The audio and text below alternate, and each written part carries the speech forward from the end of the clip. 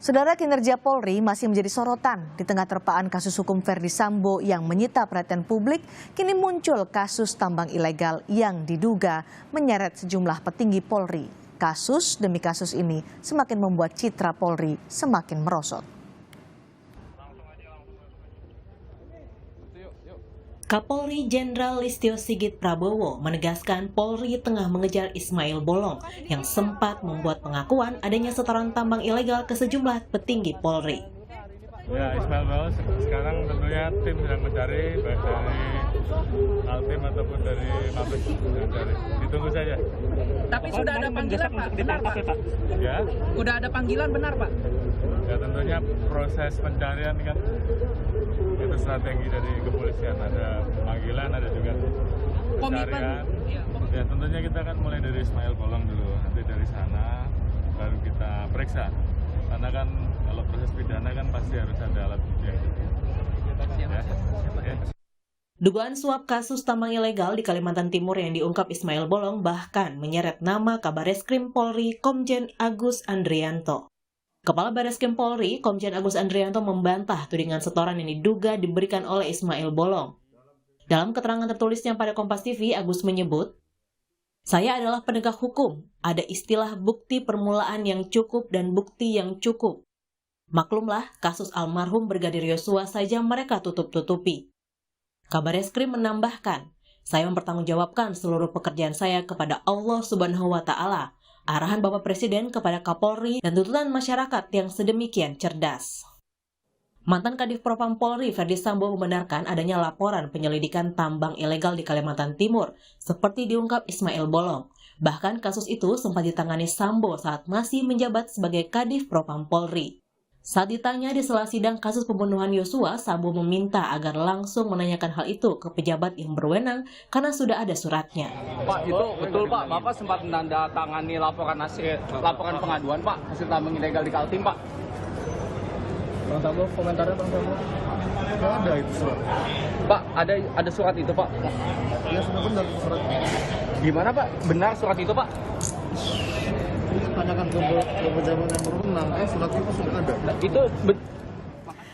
Bagaimana langkah perbaikan citra Polri dan bagaimana dampak kasus dugaan suap tambang ilegal ini mempengaruhi citra Polri di mata publik?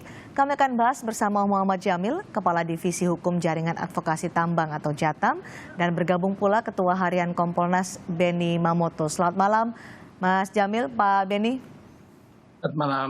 Ya, selamat malam. Pak Beni, ini kan ramai soal dugaan Kapolri atau tudingan Kapolri menerima setoran dari tambang ilegal.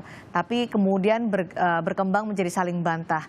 Kabareskrim membantah bahwa ia tidak pernah menerima setoran itu dan bahkan menyerang Verdi Sambo yang dalam pernyataannya adalah ya kasus Yosua saja mereka tutup-tutupin. Ini akhirnya muncullah kesan bahwa ini adalah perang bintang yang terjadi di Polri. Tapi kalau menurut Anda Pak Beni, betulkah itu terjadi, ada setoran kepada Kabareskrim atau ini adalah perang bintang? Ya, yang perlu disampaikan di sini adalah kita tunggu rilis resmi dari Polri tentang kebenaran surat tersebut. Tetapi setidaknya kita bisa mengutip apa yang disampaikan oleh Bapak Kapolri bahwa hal ini sedang berproses untuk penyelidikannya. Karena ini tahapannya masih penyelidikan. Kemudian yang kedua, soal statement dari HK. Dia Hendra Kurniawan ya? Bahwa dia yang membuat. Nah, tentunya semua itu nanti akan dicek kebenarannya dan akan dipertanggungjawabkan laporan tersebut. Kita perlu menunggulah nanti rilis resmi dari Polri. Tapi ada juga tadi Verdi Sambo yang menyatakan sudah ada penyidikan soal Ismail Bolong dan penyidikan soal dugaan suap. Anda melihat ini memang betul ada ke arah sana bahwa ada oknum dari Polri atau petinggi Polri yang menerima setoran dari Ismail Bolong terkait dengan tambang ilegal? Nah, kembali kalau merujuk pada surat yang beredar bunyinya seperti itu. Tetapi sekali lagi tentunya yang berhak untuk merilis ini adalah pihak Polri sendiri. Baru nanti kami kawal kasus ini penanganannya. Baik, Mas Jamil dari JATAM sendiri sudah punya data-datakah atau membenarkan bahwa iya memang ada data terkait dengan setoran tambang ilegal kepada petinggi-petinggi Polri? Ya, kalau soal data saya kira merujuk pada surat tadi tertanggal 13 dan 7 di Maret dan April ya. Tapi kalau kemudian kita memeriksa secara serius pola, yang namanya pertambangan ilegal adalah pertambangan tanpa izin. Ya. Kalau kemudian tanpa izin artinya arena penegakannya ada di pihak kepolisian. Dan kenyataan pahit yang harus kita akui hari ini ada SDM saja merilis ada ribuan titik pertambangan ilegal se-Indonesia tuh. Artinya ada pihak yang tidak bekerja untuk melakukan penegakan hukum. Nah, kalau kemudian tidak bekerja untuk melakukan penegakan hukum, tentu ada upaya-upaya yang dilakukan untuk membungkam atau membuat si penegak hukum ini tidak bekerja. Dan kami di Jatam itu menduga kuat salah satu modus untuk membuat aparat penegak hukum tidak bekerja adalah melakukan upaya-upaya dengan godaan setoran tunai. Saya kira itu. Oke, tapi Jatam menemukan ada peran-peran oknum polisi dalam kasus tambang ilegal di Indonesia?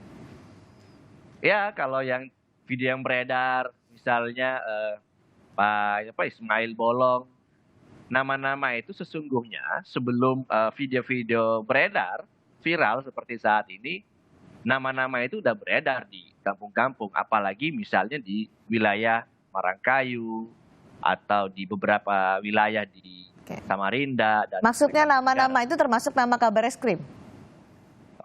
Belum, nama operator lapangan yang biasanya kalau di tingkat lapangan. Oke. Sudah beredar di masyarakat. Jadi tidak kaget lah dengan video dari Ismail Bolong itu. Ya, biasa aja. Jadi peran-peran dari oknum polisi yang terlibat dalam tambang ilegal itu seperti apa temuan dari Jatam? Nah, kita menemukan di cerita di lapangan dan kita periksa betul-betul konfirmasi. Yang pertama, biasanya aparat penegak hukum ini berperan ketika di lapangan sebagai backing ya, biasanya sebagai backing atau penghubung antara pelaku penambang ilegal dengan penegak hukum lainnya kan agar tidak terjadi penegakan. Karena misal di kota Samarinda itu di Kalimantan Timur, truk-truk tambang ilegal itu melewati puluhan pos polisi baru sampai ke pelabuhan. Dan itu kelihatan secara kasat mata tapi tidak ada penindakan. Kami juga ada peran backing di situ. Lalu yang kedua, biasanya peran-peran polisi ini sekaligus sebagai penghubung kepada pembeli itu. Bisnis atau pengusaha yang membeli hasil tambang. Nah, yang ketiga, biasanya dia juga selaku sebagai bos pemilik tambang. Dan ini terkonfirmasi, Pak. Dalam kasus tambang ilegal, tambang emas di Kalimantan Utara, di mana Bribtu Hasbudi menjadi tersangka dan sudah divonis 3 tahun dan denda 2 miliar sebagai bos tambang ilegal di Kalimantan Utara. Oke, sampai level mana sih Mas Jamil polisi yang terlibat dalam tambang ilegal ini yang menerima setoran dari temuan Jatam? Kami menemukan gimana ya, hampir tidak ada upaya penindakan atau penegakan hukum yang terjadi. Artinya apa? Artinya keterlibatannya sudah sangat dalam, bahkan dalam pejabat tinggi begitu. Pejabat tinggi, bahkan dokumen yang beredar dari Polres menerima setoran berapa, lalu Polda, Kapolsek, namanya istilahnya uang koordinasi pula gitu. Uang koordinasi ya? Iya, uang koordinasi. Pak Beni, temuan dari Jatam itu sudah biasa kalau ada oknum polisi yang menjadi backing dari tambang ilegal, menerima setoran, bahkan levelnya sampai pejabat tinggi yang menerima setoran itu. Jadi bagaimana ini di tengah citra Polri yang sekarang sedang dipertaruhkan, ada pun kasus seperti ini muncul? Ya, menurut kami ini momentum yang tepat untuk Bapak Kapolri secara tegas dan konsisten ya melakukan yang pertama. Ini perlu koordinasi lintas kementerian dan lembaga yang ada kaitannya dengan masalah pertambangan. Jadi seperti contoh ESDM, kemudian Badan Informasi Geospasial bisa membantu memotret koordinat tambang yang resmi maupun yang ilegal. Bisa juga menggunakan drone. Nah, data inilah yang kemudian dikerjakan sama-sama. Bagi Polres, Polsek, Polda yang tidak menindak, ya sudah otomatis tinggal ditindak saja. Yang bertanggung jawab itu. Itulah bentuk bersih-bersih yang bisa dilakukan ke depan. Bagaimana Kapolri harus memperbaiki citra Polri yang saat ini turun lah, terus terperosok berdasarkan dari survei Litbang Kompas juga, ditambah lagi ada nama Kabareskrim, pejabat tinggi Polri yang diseret-seret dalam kasus menerima setoran tambang ilegal. Apa yang harus dilakukan Kapolri? Ya, jadi ini momentum yang tepat lah untuk melakukan bersih-bersih dalam arti daerah-daerah, polda-polda yang di situ terdapat tambang, pertambangan baik resmi maupun ilegal. Itu poldanya, tapi karena menyeret sudah nama Kabareskrim, apa yang harus dilakukan? Iya, jadi secara khusus harus melaporkan upaya apa yang sudah dilakukan. Kemudian satu lagi, bahwa bicara masalah setoran dan sebagainya, ini tentunya melibatkan juga pihak lain, tidak hanya Polri. Karena yang mengawasi itu juga tentunya di wilayah kan ada beberapa unsur.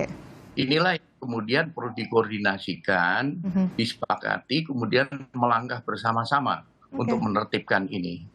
Bersih-bersih tuntas karena citra Polri dipertahankan dalam kasus ini di tengah saat ini yang terus anjlok dan terperosok untuk citra Polri di mata publik. Terima kasih Pak Benny Mamoto, terima kasih juga Mas Muhammad Jamil sudah bergabung bersama kami di Sapa Indonesia malam hari ini.